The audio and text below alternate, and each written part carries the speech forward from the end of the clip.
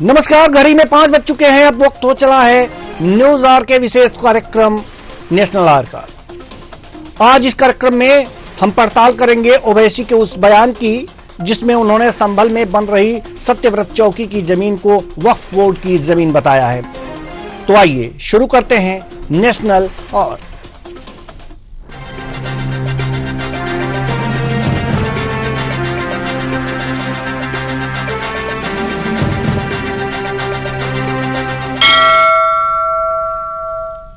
संभल में जामा मस्जिद के सामने बन रही सत्यव्रत पुलिस चौकी की जमीन को लेकर एआईएमआईएम प्रमुख असदुद्दीन ओवैसी ने दावा किया है कि यह वक्फ बोर्ड की जमीन है। आखिर यह दावा ओवैसी ने क्यों किया? क्या ओवैसी का यह दावा हवा हवाई है या फिर इस दावे में कुछ दम भी है? ऐसे में स्थानीय प्रशासन का क्या कुछ कहना है और क्या हो रही है सियासी हलचल, जानेंगे सब कुछ। तो आइए शुरू करते हैं।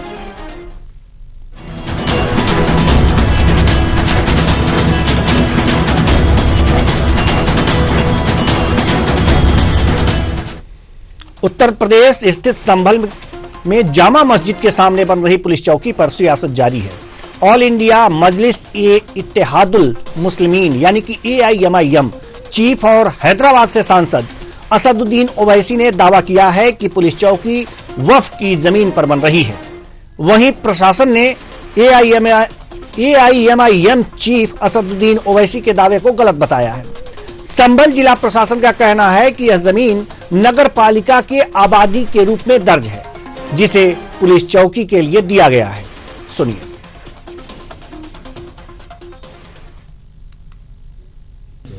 सत्यव्रत पुलिस चौकी का निर्माण चल रहा है।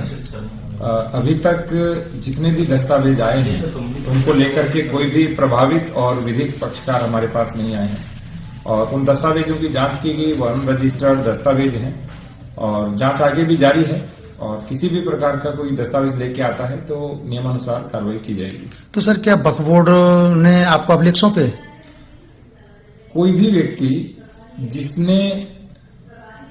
जिसका इस भूमि के ऊपर स्वामित्व था वो व्यक्ति हमारे पास नहीं आए हैं, या जिसने वक्फ भी किया है वो भी व्यक्ति नहीं आया है। और वर्तमान में जो डॉक्यूमेंट हमें दिखाया जा रहा है वो भी अनरजिस्टर्ड है। सर, एक अंतिम सवाल है, आखिर ये भूमि फिर सरकारी है या मस्जिद की है, किसकी है? नगर पालिका परिषद में आबादी के नाम दर्ज है, नगर पालिका की संपत्ति के रूप में दर्ज है, जिसे चौकी के लिए दिया गया है। ठीक। डीएम का यह बयान एआईएमआईएम चीफ असदुद्दीन ओवैसी को नहीं भाया। ओवैसी का कहना है कि कलेक्टर साहब को वही दिख रहा है जो मोदी योगी कह रहे हैं। सुनिए। अब वहां पे कलेक्टर साहब बोल रहे कि नहीं हमारे को कोई कागज दिखाई नहीं। जो आपको बीजेपी योगी बोल रही है वही आप देख रहे हैं। सुन्नी वक्फ बोर्ड के मुरादाबाद में 39A में जमीन रजिस्टर्ड है। इसी बीच सुहेल देव भारतीय समाज पार्टी के राष्ट्रीय अध्यक्ष और उत्तर प्रदेश सरकार में मंत्री ओम प्रकाश राजभर ने ओवैसी पर करारा पलटवार किया है। ओवैसी के आरोपों पर राजभर ने पूछा कि वक्फ बोर्ड की खसरा खतौनी सब ओवैसी के पास है क्या? वह जमीन नगर निगम की है, जिलाधिकारी उस जमीन के मालिक हैं, तो वह बता सकता है कि उस जमीन के बारे में। ओवैसी को कैसे पता कि उस जमीन के बारे में?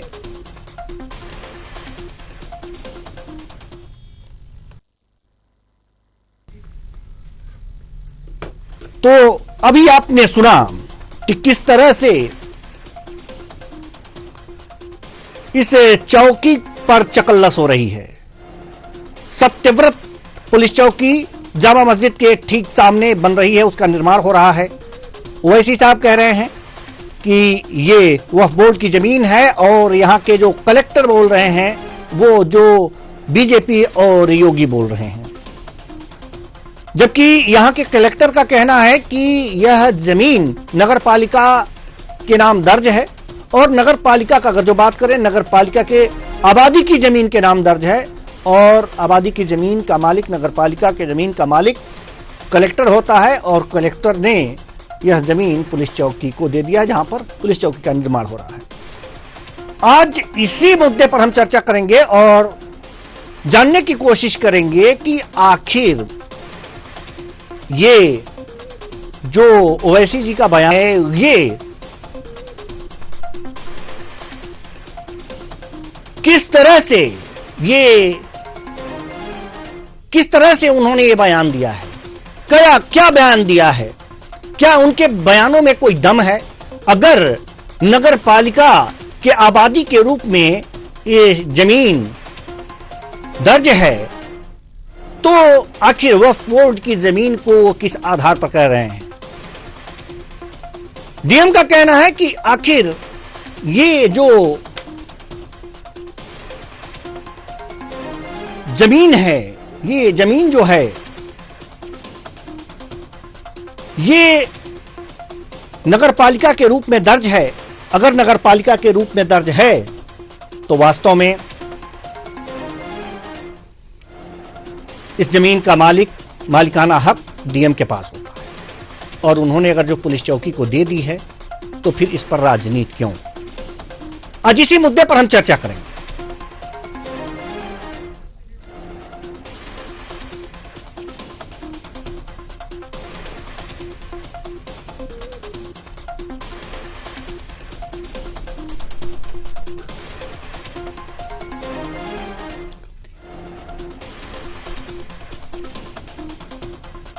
तो ये सत्यव्रत चौकी का मामला है, और इस सत्यव्रत चौकी के बारे में ही हम आज चर्चा करेंगे, और कि आखिर वास्तव में ये बयानबाजियां क्यों हो रही हैं, कि क्यों आखिर अगर जो नगरपालिका की आबादी के रूप में यह भूमि दर्ज है, यह भूमि का टुकड़ा दर्ज है, तो किस तरह वक्फ बोर्ड की जमीन हो गई, और आखिर क्यों इस तरह की बातें असदुद्दीन ओवैसी कह रहे हैं?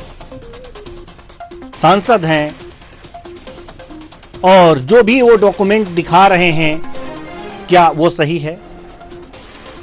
क्या जो डीएम कह रहे हैं वो गलत है?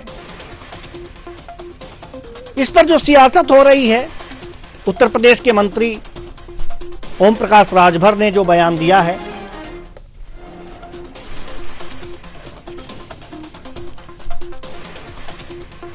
वो भी आपने सुना कि उन्होंने ये बातें कही हैं कि वास्तव में ये कैसे पता ओवैसी साहब को कि यह जमीन वक्फ बोर्ड की है। आज इसी मुद्दे पर चर्चा करेंगे, और चर्चा के लिए हमारे साथ जो मेहमान जुड़े हुए हैं उनसे आपका परिचय करा दें।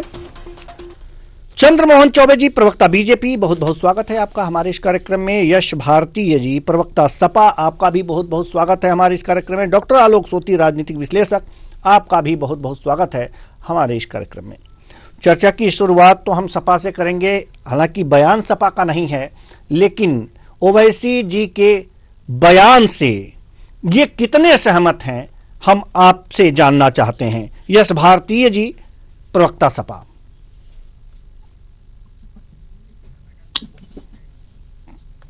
तो चलिए, हमारे सपा प्रवक्ता से हमारा संपर्क टूट गया है। अब रुख करते हैं चंद्रमोहन चौबे जी की तरफ। बीजेपी प्रवक्ता हैं चंद्रमोहन चौबे जी।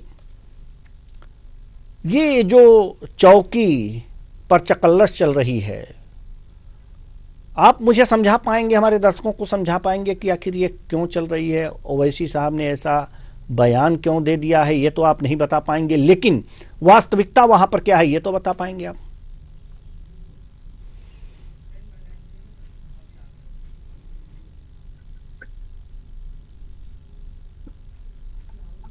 जी चंद्रमोहन चौबे जी, आपकी आवाज हम तक नहीं पहुंच पा रही है, इसलिए हम पुनः अब यश भारतीय जी के पास जाएंगे। यश भारतीय जी, आप मुझे सुन पा रहे हैं? हाँ, मैं सुन पा रहा हूं आपको। जी देखिए, ये जो ओवैसी साहब ने बयान दिया है, ये सपा ने बयान तो दिया नहीं है, लेकिन हम सपा की इस पर राय, जी हम सपा का इस पे राय जानना चाहते हैं कि ओवैसी जी के बयान पर, ओवैसी जी के इस बयान से कितने सहमत हैं कि वो वक्फ बोर्ड की जमीन है जहां पर सत्यव्रत पुलिस चौकी बन रही है। देवेंद्र भाई, पहली बात तो आप गलत व्यक्ति से गलत प्रश्न पूछ रहे हैं। नहीं, बिल्कुल नहीं। हम पहले आपको बता दें, नहीं, सुनिए, हम गलत व्यक्ति से गलत सवाल नहीं कर रहे हैं। हमने आपको पहले कहा है कि ये बयान आपकी पार्टी द्वारा जारी नहीं किया गया है, लेकिन आप उत्तर प्रदेश के प्रमुख दल हैं, तो ओवैसी जी के बयान पर आपकी क्या प्रतिक्रिया है? आप कहना क्या चाहेंगे इस पर? यह हम सपा का यहां पर पक्ष जानना चाहते हैं ओवैसी जी के बयान पर, और ये गलत नहीं है। कैसे पक्ष जानना चाह रहे, ऐसे कैसे पक्ष जानना चाह रहे हैं देवेंद्र भाई? मैंने तो शुरुआत करी और आपने मुझे रोक दिया। कम से कम बात तो पूरी आ जाने दीजिए। चलिए ठीक है। ठीक है, मेरा ये कहना है कि ये प्रश्न हमसे गलत पूछा जा रहा है। बेहतर होता आप ओवैसी जी के, उनकी एक राजनीतिक पार्टी है, उनके अपने प्रवक्ता हैं, आप उनसे ये सवाल वही बात मैं फिर दोहरा रहा हूं आपसे। यस भारती, फिर आपने मुझे रोक दिया, फिर आपने मुझे नहीं, आपने जो गलत कहा ना वो इसलिए मैंने रोका कि आप जो गलत कह रहे हैं थोड़ी करेंगे कि आप नहीं, मेरी बात तो मुझे कहने दीजिए ना। आप मेरी बात तय नहीं करेंगे कि मैं सही कह रहा हूँ कि गलत कह रहा हूँ। पहले मेरी बात को मुझे कहने दीजिए। चलिए ठीक है। तो वो ये बताएंगे कि उनके पास क्या दस्तावेज है, किस आधार पे कह रहे हैं, उनका मूल आधार क्या है कहने का। मैं अपनी पार्टी का प्रवक्ता हूं, मैं उसको बेहतर तरीके से कह सकता हूं कि अगर हमारे माननीय नेताजी हमारी पार्टी किसी इस बात को कह रही है तो हमारा क्या कारण है उस बात को कहने का। तो ओवैसी जी क्या कह रहे हैं क्या नहीं कह रहे, वो बेहतर होगा कि अगर आप उनकी पार्टी के लोगों ने। हम एक कविता है वो बहुत अच्छी है सरकारों के बीच में, तुम चाहो तबेले को बाजार कर दो, तुम चाहो पतझड़ों को बाहर कर दो, तुम ही राजा हो अभी यहाँ पर, तुम चाहो तो स्कूटर को कार कह दो। तो एक बड़ी लंबी कविता है ये। तो वही हाल है अभी भारतीय जनता पार्टी की सरकार का। ये नाम बदलने में ज्यादा दिलचस्पी ले रही हैं, इसी तरीके काम करने में। सौहार्द कैसा बना रहे, आज भी वो चौधरी साहब हनुमान जी का गदा लेकर के चल रहे थे, जो सर्व धर्म बात कर रहे थे अभी कुछ दिन पहले तक। तो ये जो और समाजवादी पार्टी के सांसद है, उनके घर के सामने से वो यात्रा निकाली गई, जानबूझ के निकाली गई कि अनजाने में निकाली गई, ये तो प्रशासन बेहतर बता पाएगा। कि जब एक जैसा आप जो सवाल आपने हमसे जिस कारण से कहा किया कि हम एक मुख्य पार्टी है उत्तर प्रदेश की, इसीलिए आप सवाल पूछ रहे हैं। तो मुख्य पार्टी के सांसद के घर के सामने से जुलूस निकाला जा रहा है, पुलिस अधिकारी वहां पे उस यात्रा का हिस्सा बन करके वहां काम कर रहे हैं। तो ये जो माहौल बिगाड़ने का काम किया जा रहा है धार्मिक आधार पे, और जब माहौल बिगड़ जाता है और एक मुख्य राजनीतिक पार्टी के नेता वहां पे जाना चाहते हैं संवेदना प्रकट करने के लिए, जिन लोगों की हत्या की गई है उन लोगों के बीच में जाना चाहते हैं, तो आप कहते हैं कि राजनीतिक पार्टी के नेताओं के आने से माहौल खराब हो जाएगा। तो ये दोहरे मापदंडों के साथ जो सरकार चल रही है, जो प्रशासन कृत्य कर रहा है केवल सरकार को खुश करने के लिए, ये ठीक नहीं है। सबको साथ लेकर के चले। हमने तो देखा जिस तरीके से जब बारिश के समय पे यात्राएं निकलती हैं, मुसलमान साथी पुष्प वर्षा करते हैं, प्रसाद वितरण करते हैं, खाने को भोजन उपलब्ध कराते हैं, बहुत सारी व्यवस्थाएं देते हैं। तो यही तो हमारे देश की तरक्की और उन्नति का जो पूरी दुनिया कायल है, जो तारीफ है देश की, लोकतंत्र की जो कायल है, जो तारीफ है महात्मा गांधी की धरती की, बौद्ध की धरती की, भगवान कृष्ण की धरती की, और भी तमाम चीजें की जो हमारे महापुरुष करके गए, उसको पूरी तरीके से मिटाने का काम भारतीय जनता पार्टी और आरएसएस की सरकारें कर रही हैं। अब यश भारतीय जी, आपने बड़ी ही चालाकी से अपनी बात को यहां पर रखा है। ठीक है, ये आपका पक्ष हो सकता है, लेकिन अगर जो कोई बड़ा मुद्दा होता है, नहीं, ये कोई जब बड़ा मुद्दा होता है, ठीक है, कोई बड़ा मुद्दा होता है तो उस पर जो बड़े लोग होते हैं उनकी राय जानी जाती है। ये सत्यव्रत चौकी का मामला है, ठीक है, जो आपने कहा वो हम सब मान लेते हैं, लेकिन जो सत्यव्रत चौकी का मामला है, उस चौकी के बारे में सपा की क्या राय है? चलिए, हम ओवैसी की राय नहीं जानते कि ओवैसी जी क्या कह रहे हैं, बीजेपी क्या कह रही है, डीएम क्या कह रहे हैं, सपा क्या कह रही है, हम ये जानना चाहते हैं सत्यव्रत चौकी के बारे में। देखिए, चौकी बन रही है, क्या कारणों से बन रही है, पुलिस बेहतर तरीके से उस बात को बता पाएगी। आप एक तरफ कह रहे हैं राजनीति नहीं होनी चाहिए, और सवाल पूछ करके और राजनीतिक मुद्दा बना करके उसको डिबेट का हिस्सा बनाएंगे, तो फिर तो राजनीति होगी ना। आप हमसे पक्ष जानना चाह रहे हैं, हम अपना पक्ष कहेंगे तो आप कहेंगे आप राजनीति कर रहे हैं उस पर। बिल्कुल कहिए, नहीं आपका पक्ष जानना जरूरी है। नहीं, राजनीति तो आप लोग करते ही हैं, राजनीतिक पार्टी है तो राजनीति क्या हम करेंगे? बिल्कुल, और राजनीतिक बयान नहीं, राजनीतिक पार्टियां हैं तो राजनीतिक बयान क्या हम देंगे, आप ही लोग देंगे, ये आप लोगों का अधिकार है। सामाजिक पार्टी तो आप लोग हैं नहीं, सामाजिक एनजीओ तो आप लोग चला नहीं रहे हैं, लेकिन सत्यव्रत चौकी के बारे में आपकी राय जानना जरूरी है एक राजनीतिक दल के कारण। देवेंद्र जी, मैं वही बात कह रहा हूँ कि राजनीतिक पार्टी है तो जब हम उसमें बयानबाजी करेंगे तो आप हमें राजनीतिक ज्ञान देने लगते हैं आप ही लोग कि आप राजनीति कर रहे हैं। इसमें तो राजनीति को बदनाम करने का काम जिस तरीके से भारतीय जनता पार्टी और आरएसएस की सरकारों के माहौल में हुआ है, राजनीतिक सेवा का काम है, समर्पण का काम है, लोगों की तकलीफ में खड़े होने का काम है, लोगों की जरूरत में खड़े होने का काम है, किसी के साथ गलत हो रहा तो उसकी आवाज बनने का काम है, वो हम लोग बेहतर तरीके से करते हैं। अब ये जो चौकी, मैंने आपको स्पष्ट बता दिया कि जो पुलिस अधिकारी चौधरी साहब हैं, जो एसडीओ हैं वहां पे, जिस तरीके के उनके कृत्य हैं, मीडिया कर्मियों से जिस बात करने का उनका तरीका, जा नहीं देता तेरे को मैं अपनी बात, नहीं बात करनी तेरे से, तो ये एक ट्रेंड पुलिस अधिकारी की भाषा नहीं है, जो एक शिष्ट भाषा होनी चाहिए ताकि लोगों का पुलिस पे विश्वास कायम रहे, पुलिस अधिकारी से बात करने में किसी तरीके का भय, डर या प्रश्न चिन्ह नहीं हो। वो जितना खुल करके पुलिस से लोग बात करेंगे बेहतर माहौल बनेगा। लेकिन सरकार चाहती नहीं है कि पुलिस डर का माहौल बनाए, मित्रता का माहौल ना बनाए, एक भय मुक्त समाज ना होकर के एक भय का समाज बने, और वही निर्मित करने के काम भारतीय जनता पार्टी की सरकार कर रही है। ठीक है, पुलिस चौकी की आवश्यकता होगी, पुलिस चौकी की आवश्यकता होगी, लेकिन पुलिस के कृत्य जिस तरीके से चल रहे हैं वो ठीक नहीं है, सिर्फ सरकार को खुश करने के लिए, और सरकार खुश हो रही है इस तरीके के कृत्यों से, ये बड़ा दुखद चीज है। चलिए, बहुत अच्छी बात आपने कही है और बहुत अच्छे तरीके से अपने पार्टी का पक्ष रखा है, चाहे किसी भी तरह से आप फंसने वाले नहीं हैं, सत्यव्रत चौकी के मामले में कुछ बोलने वाले नहीं हैं। चलिए, चंद्रमोहन चौबे जी, इतने सारे आरोप यश भारतीय जी ने बीजेपी पर लगा दिए, लेकिन सत्यव्रत चौकी के बारे में ओवैसी जी के बयान कैसे हैं, ठीक हैं, नहीं हैं, हम उनके पक्ष में हैं, नहीं हैं, या फिर प्रशासन के पक्ष में नहीं, इस पर इन्होंने कुछ नहीं कहा। आप बताइए सत्यव्रत चौकी की सत्यता। जी जी, देवेंद्र जी ये बोलेंगे भी नहीं, क्योंकि जो है ये जानते हैं अभी इनको चौकी खुलने से खुशी होती अगर, तो ये तुरंत बोलते कि नहीं बहुत अच्छा हुआ, कानून की स्थापना के लिए, कानून व्यवस्था बनाए रखने के लिए, वहां शांति बनाए रखने के लिए जिस प्रकार से इनके विधायक और सांसद में तुर्क और पठान की लड़ाई चल रही है, जिसके वजह से वहां पर इस प्रकार की घटना घटित, बेवकूफियों वाली बात है। देवेंद्र जी, ना बोलिए, अरे निवेदन है, अरे चालाक की क्या बात है भाई, अपना पक्ष रखना चालाकी होती है, तो आप तो फिर तो गड़ियाल वाली काम कर रहे हैं। अरे सुनिए तो आप बोल रहे थे, हम नहीं बोल रहे। नहीं, आप कौन सी रिपोर्ट में बता दिया कि दो पक्षों का झगड़ा है? क्या आरएसएस ने चिट्ठी बना के दे दिया प्रशासन? कौन सी रिपोर्ट ने दे दिया? कौन सी रिपोर्ट? या आप जैसे नेताओं ने प्रचारित किया कि दो समुदायों का झगड़ा हो गया, दो समुदायों का झगड़ा हो गया। अरे बीच में ना बोले तो आप गलत परोस रहे। देवेंद्र जी, इनको रोकिए। ठीक है, अपनी बात रख लेने दीजिए। जैसे आपने कहा कि हमें पूरी बात नहीं रखने दे रहे, प्रशासन के ऊपर झूठ तो रख लेने दीजिए। जी देवेंद्र जी, हाँ देवेंद्र जी रख लेने दीजिए मुझे। देखिए, अभी ये बताइए, ये कह रहे हैं कि आरएसएस के लोग अभी ये 5 लाख का जिनको ये चेक देने गए थे ना पीड़ितों का, उसी में से 5 परिवारों ने एफआईआर लिखवाया है इनके सांसद के विरुद्ध।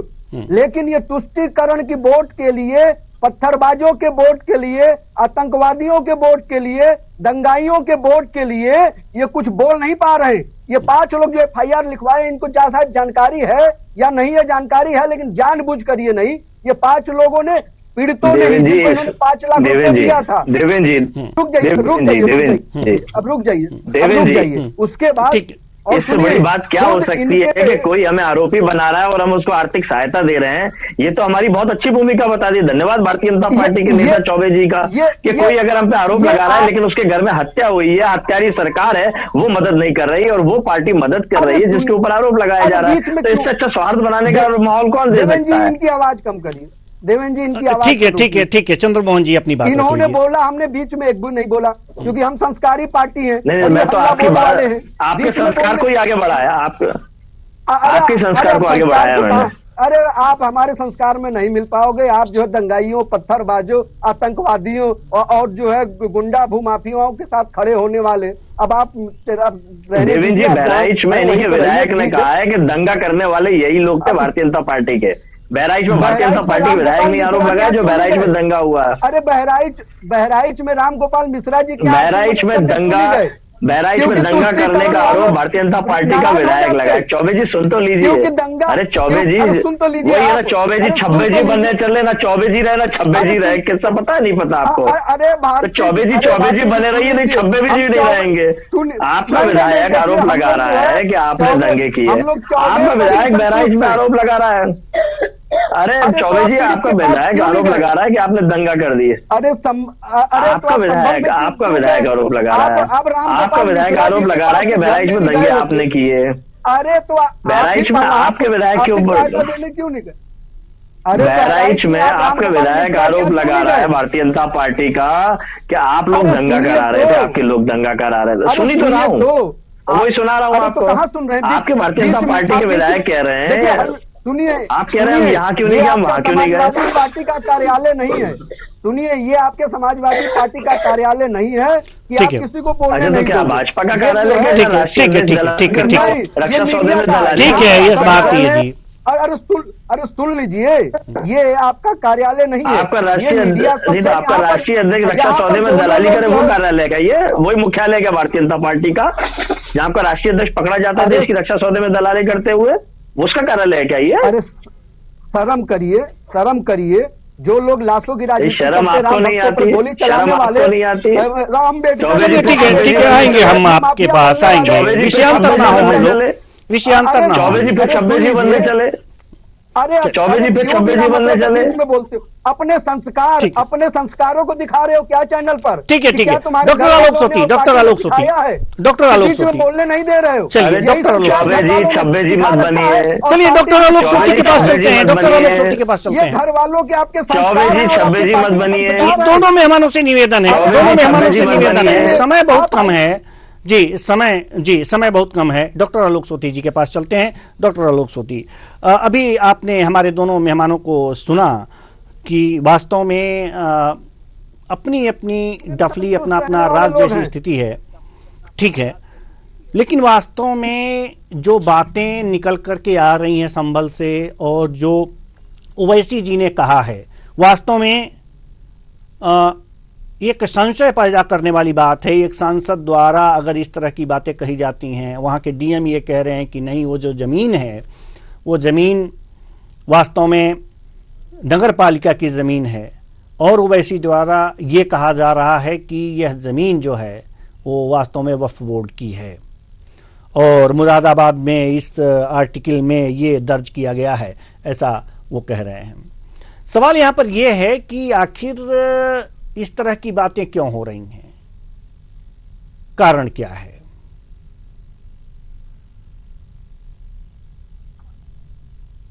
जी डॉक्टर आलोक सोती जी, ये सवाल आपका हमसे है? जी आप ही से है सर। देखिए, अगर ओवैसी जी कुछ कह रहे हैं कि वक्फ बोर्ड की जमीन है, तो उनके पास कुछ ना कुछ कागज जरूर होंगे, और आप जानते हैं आजकल जितनी भी लिखा पढ़ी होती है उसका डिजिटलाइजेशन हो गया है, कंप्यूटराइजेशन हो गया है। तो वे बड़े सांसद हैं, उनका हिंदुस्तान में बड़ा नाम है, वैसी हैं, तो जाहिर सी बात है उनके पास कोई ना कोई कागज होंगे जो उनको प्रस्तुत भी करने चाहिए।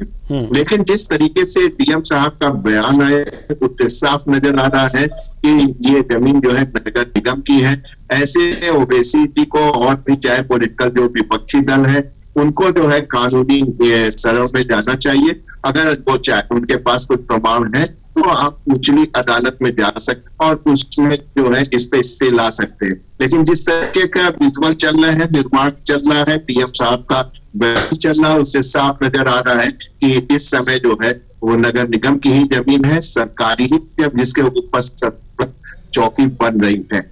अगर इसमें कुछ दम होता तो जरूर अब तक कोई ना कोई बड़ा कोर्ट जो है, कुछ कोर्ट जो है इस पे स्टे जरूर दे देता। जी, जैसा कि अगर जो ये देखा जाए कि उत्तर प्रदेश की अगर जो एक प्रमुख दल जो है समाजवादी पार्टी है, लेकिन वो इस पर कुछ कहने से कतरा रहा है सत्यव्रत चौकी पर, क्या कारण है? हालांकि वैसे तो वो इसके दो कारण हैं।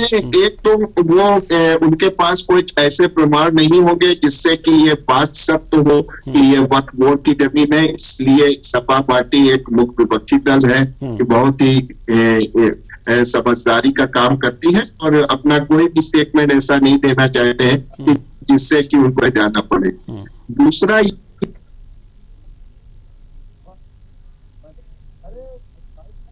नैतिक रूप इसमें आना चाहते हैं। बिहार में तो उन्होंने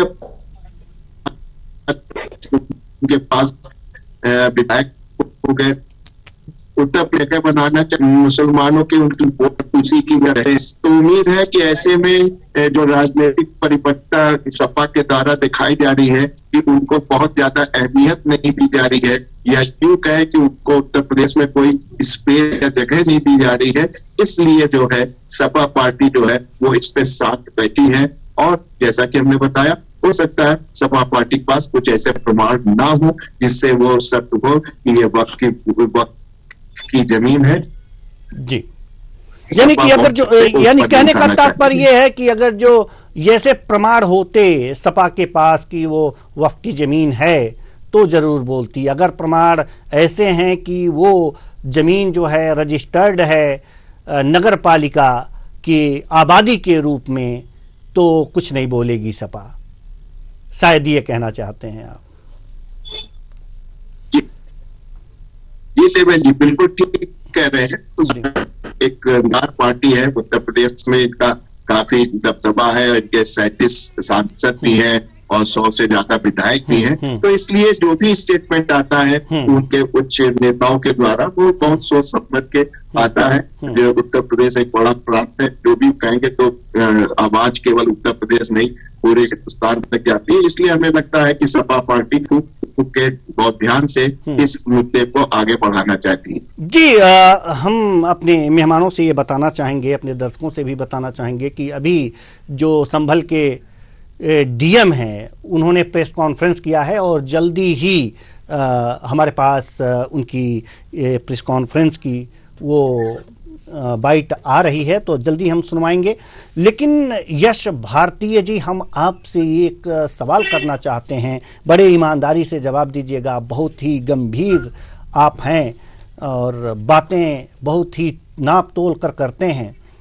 ऐसे ही आप एक जवाब दीजिएगा कि अगर जो नगर पालिका के नाम से ये आबादी की जमीन है, अगर रजिस्टर्ड है, ये तो आपको अगर जो मालूम हो ना मालूम हो तो कर लेना चाहिए। मुख्य विपक्षी दल हैं, जैसा डीएम साहब कह रहे हैं, हमें तो नहीं मालूम, लेकिन डीएम साहब कह रहे हैं कि आबादी के नाम से ये दर्ज है। तो ऐसे में सपा को ये बात कहने में कहाँ दिक्कत आ रही है कि ये नगर पालिका के नाम से, आबादी के नाम से दर्ज है जमीन? देवेंद्र भाई, हम इन सब चीजों में ना पड़ के, हम तो देश की तरक्की के लिए, संभल की तरक्की के लिए बात करें। बेहतर शैक्षणिक माहौल कैसे बने, बेहतर दवाई की व्यवस्था कैसे हो, बेहतर माहौल कैसे बने, सौहार्द बना रहे, इस और विचार करने की आवश्यकता है। जमीन किसकी है, किसकी नहीं है, चौकी की कहाँ आवश्यकता है, कहाँ नहीं आवश्यकता है, जिला प्रशासन बेहतर तरीके से काम करे, इस तरीके की चर्चाओं की आवश्यकता पड़नी ही नहीं चाहिए। और पड़ रही है तो इसका मतलब है कि प्रशासनिक व्यवस्था ठीक नहीं है, इसीलिए चर्चाओं की आवश्यकता पड़ रही है। आपको भी कहीं ना कहीं इसमें गड़बड़ियां नजर आ रही है, इसीलिए आपने इनको चर्चाओं में लेकर के आए। अन्यथा आप इसको एक प्रशासनिक व्यवस्था का हिस्सा मान करके तमाम जगह थाने बन जाते हैं, नए चौकी बन जाती है, कार्यालय खुल जाते हैं समय समय पर सुरक्षा की दृष्टि को देखते हुए। लेकिन यहाँ अगर आप चर्चा कर रहे हैं तो आपको भी इस व्यवस्था में कहीं ना कहीं खोट नजर आ रहा है, पुलिस व्यवस्था पर कहीं ना कहीं आपको प्रश्न चिन्ह नजर आ रहा है। इसलिए आपने मुख्य विपक्षी पार्टी सपा को भी चर्चा में लेकर के आए हैं, ओवैसी साहब के बयानों को लेकर के आ रहे हैं, हमारे विश्लेषक जी को भी आपने लिया हुआ है। और चौबे जी के बारे में तो मैं कह ही चुका कि वो तो छब्बे जी बनने के चक्कर में नई नई बातें लेकर के आ रहे हैं। वो व्यवस्था पे बात ही नहीं करना चाहते हैं कि आखिर जब गोली कांड हुआ उन हत्यारों को क्यों नहीं पकड़ पा रहे। मुख्य विपक्षी दल के लोग वहां जाना चाह रहे थे तो क्यों नहीं जाने दिया। और उन्होंने तो बेहतरी बता दी कि जिन्होंने हमारे सांसद के ऊपर एफआईआर दर्ज करा है और उनके परिवार के लोगों की अगर हत्या हुई है तब भी उनको हम आर्थिक मदद और उनके दुख में साथ खड़े हुए हैं। नेता विरोधी हमारे एमएलसी विधान परिषद के भी और विधानसभा के दोनों लोग गए हैं, हमारे सांसद गए हैं और वहां दुख में उन लोगों के साथ शामिल हुए हैं। तो इससे बेहतरीन नीति का क्या हो सकता है कि चाहे हमारे ऊपर आरोप कुछ भी लगे हो, लेकिन अगर परिवार दुखी है, उनके यहाँ कोई दुखद घटना हुई है, तो हम उनको आर्थिक मदद भी दे रहे हैं, उनको संबल देने का भी प्रयास कर रहे हैं और जो मदद हो सकती है वो मदद हम कर रहे हैं। लेकिन सरकार कहाँ है? सरकार ने कोई आर्थिक मदद करी क्या? चलिए, आज प्रशासन की आप बात कर ही रहे हैं यश भारतीय जी, तो डीएम साहब ने एक प्रेस कॉन्फ्रेंस की है, उनकी कुछ मुख्य बातें हम अपने दर्शकों को सुना दें। जी। में जो विवादित धर्म स्थान है उसके सामने सत्यव्रत पुलिस चौकी का निर्माण हो रहा है। पुलिस चौकी के विषय में एक हमें उर्दू के अंदर डॉक्यूमेंट मिला था। इस डॉक्यूमेंट का अनुवाद भी उन्होंने दिया था। ये हमारे पास एक अनुवाद है पूरा, जो इसके अंदर कुल 20 बिंदु दिए हुए हैं और उन 20 बिंदुओं में लिखा हुआ है कि ये चारों ओर उत्तर दक्षिण पूर्व पश्चिम की चौहद्दी यह बाउंड्री है और इनके बीच की संपत्ति वक्फ है। 23 अगस्त 1929 को मोहम्मद अब्दुल समद, जो निवासी मोहल्ला कोट संभल है, उस समय जनपद मुरादाबाद था, उनकी ओर से एक अनरजिस्टर्ड वक्फनामा सामने आया है। उसमें क्रम संख्या 1 से 20 तक जो संपत्तियां हैं उनका भौतिक निरीक्षण और अभिलेखीय परीक्षण त्रिसदस्यीय समिति ने किया है, जिसमें हमारे यहाँ के एसडीएम, सीओ और यहाँ के ईओ तीनों लोग थे।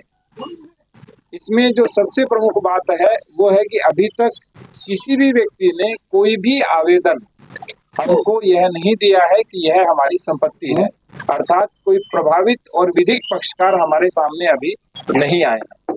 दूसरी बात, जिस स्थान की बात की जा रही है उस स्थान के अंदर जो संपत्ति कहते हैं दर्ज है वो 18, 19 और 20 संख्या पर है और वर्तमान में उस जगह की किसी भी प्रकार की कोई भी व्यक्ति वहां निवास करता है, उस नाम से कोई निवासित रहा है या वो गाटा संख्या जिसका उल्लेख किया गया है उसका किसी भी प्रकार से कोई भी साक्ष्य। तो अभी आपने सुना कि डीएम साहब ने क्या कुछ कहा। इन्होंने कहा कि हमें अनरजिस्टर्ड कुछ डॉक्यूमेंट दिए गए हैं उर्दू में और उसका अनुवाद भी दिया गया है जो अनरजिस्टर्ड हैं। ये बात तो यही साफ हो गई, चूंकि अब समय नहीं है, नहीं तो इस चर्चा को और आगे बढ़ाते। तो बहुत बहुत धन्यवाद सभी मेहमानों का, आप आए और अपने अपने विचार साझा किए। तो चौकी पर चकल्लस हो रही है, यहाँ पर डीएम साहब ने स्पष्ट कर दिया प्रेस कॉन्फ्रेंस करके कि वास्तव में जिस डॉक्यूमेंट की बात हो रही है कि ये वक्फ की संपत्ति है, वास्तव में उस डॉक्यूमेंट के आधार पर यह कहा जा सकता है कि वो डॉक्यूमेंट कहीं रजिस्टर्ड नहीं है। तो अनरजिस्टर्ड डॉक्यूमेंट के आधार पर यह दावा किया जा रहा है जो कि लीगल नहीं है। फिलहाल इस कार्यक्रम में इतना ही, मुझे दीजिए इजाजत, नमस्कार।